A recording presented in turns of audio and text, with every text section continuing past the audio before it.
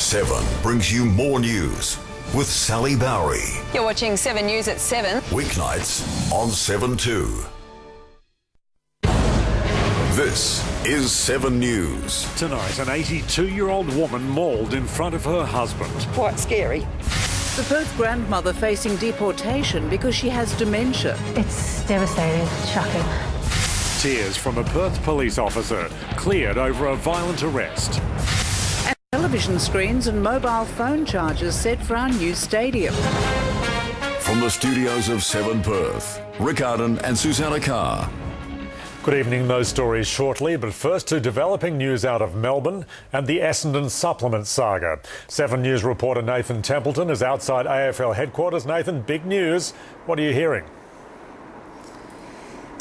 Well, Rick, this evening it's looking more and more likely that Essendon will accept a deal from the AFL that would see them miss this year's finals and coach James Hird cop a 12-month suspension. After being defiant for so long, Chairman Paul Little tonight finally made a long-awaited apology. In a statement, he says, "We have made mistakes in terms of governance and people management, and we apologise for them. We also accept there will be AFL sanctions as a consequence, but the evidence does not extend to drug cheating." So they've finally conceded some ground, and it seems like this will pave the way for a deal to be done with the league. And Nathan, this has been an emotional day for Essendon fans who are still backing James Hird. Absolutely. It was a strange old day at Windy Hill, actually. James Hird initially was meant to front the media. He was pulled at the last minute. As you mentioned, the fans are still backing him. They turned out and cheered him along at training. Now, there were whispers that he was going to stand down. This afternoon, Hird said that wasn't the case. He was standing firm.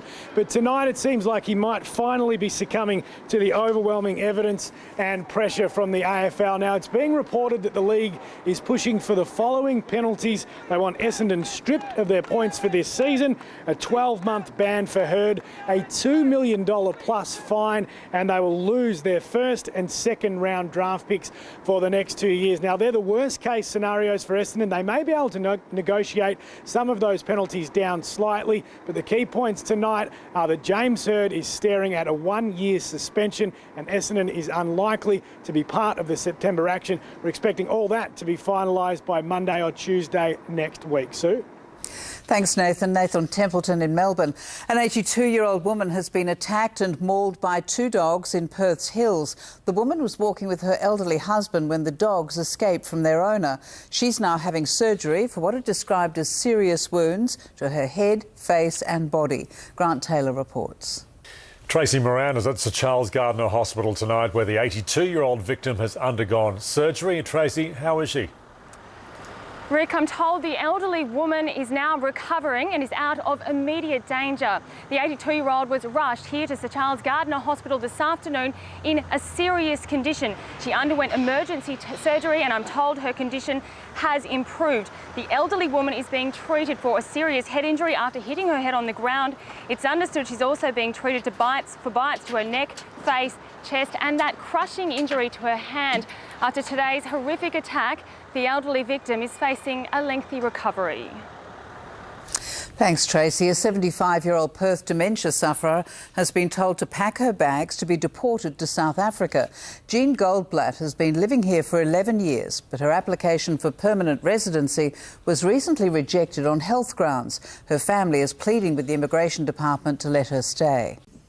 A Perth police officer found guilty of assaulting a teenage woman has burst into tears after his conviction was overturned.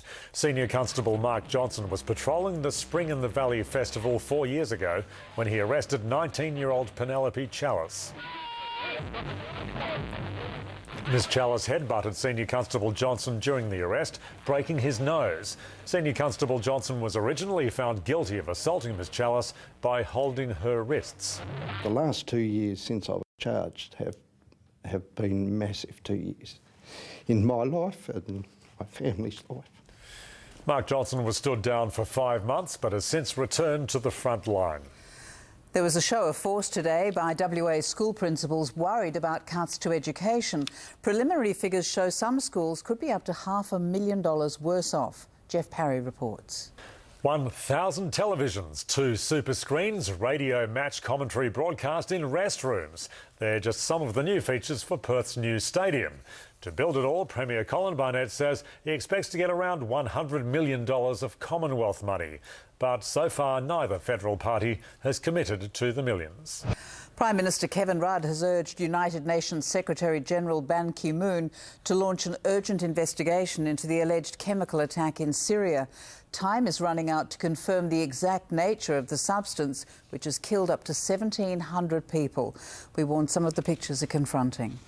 750 kilograms of cocaine from Colombian drug smugglers has been found aboard a yacht bound for Australia.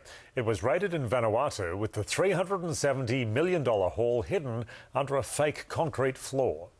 We're about to take you inside the potentially deadly environment faced by WA's organised crime squad. 7 News was given a rare insight into the police team dedicated to investigating homemade or clandestine drug labs. Alexis Donkin has this exclusive report.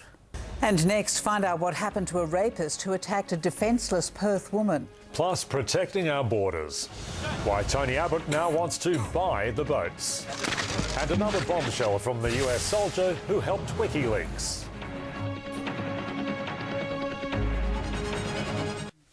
Time to check finance now, and the markets had a good day, finishing the week stronger. Crown's profits dropped 20%, but the share price had a win. Property group Mirvac's net profit was down 66%, but the company says there will be a continued recovery in the housing market. One Australian dollar is buying 57 British pence and 89 US cents. A father of 4 has been jailed for 4 years and 9 months. Sorry, Rick, could you read for me? Thank you. Over the sexual assault of a 25-year-old woman. Todd Patterson followed the victim to her Maylands home in April last year, waited until she'd turned her lights off, then knocked on the door pretending to be a neighbour. When the victim answered, he forced his way inside, threatened her with a screwdriver and sexually assaulted her. Patterson, who was under the influence of drugs and alcohol at the time, had pleaded guilty to the attack. He'll be eligible for parole. Kevin Rudd has gone on a campaigning blitz in Western Sydney, but it hasn't gone down as well as he would have liked. He was heckled several times. Tony Abbott wasn't spared either, hit by friendly fire over his controversial paid parental leave scheme. A day after US soldier Bradley Manning was jailed for leaking secret documents, he's told the world he now wants to be referred to as a woman called Chelsea Manning. The 25-year-old made the announcement in a statement read on American breakfast television. Given the way that I feel and have felt since childhood, I want to begin hormone therapy as soon as possible. Photos of Manning dressed as a woman formed part of his court case before he was jailed for 35 years over America's biggest security breach. Robert Mugabe has been sworn in as Zimbabwe's president for another 5 years. The 89-year-old slammed Western nations as vile during his inauguration address, and criticism of his election in July was not credible. It's his 5th term as president after ruling since independence from Britain in 1980. Friday night sport now with Adrian Barrett, and the Eagles face a tough task at the MCG, Barrett. Sure do, Rick. West Coast are under pressure. That's next, as the Power says Hayden Ballantyne is fair game. The Dockers star has a sore shoulder, but Port Adelaide says new rules will protect him. Plus, Steve Smith cements his spot in the Aussie Test team. And headed up by Channel 7 legend Jeff Newman, the Perth Football Club will host a prostate cancer awareness day tomorrow at their waffle clash with Claremont. Might see you there. That's Friday Sport. Now here are Rick and Sue.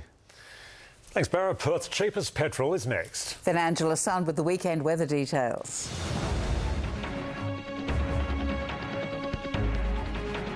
It'll be a great day on the water tomorrow with light winds and small seas, the swell up to 2 metres.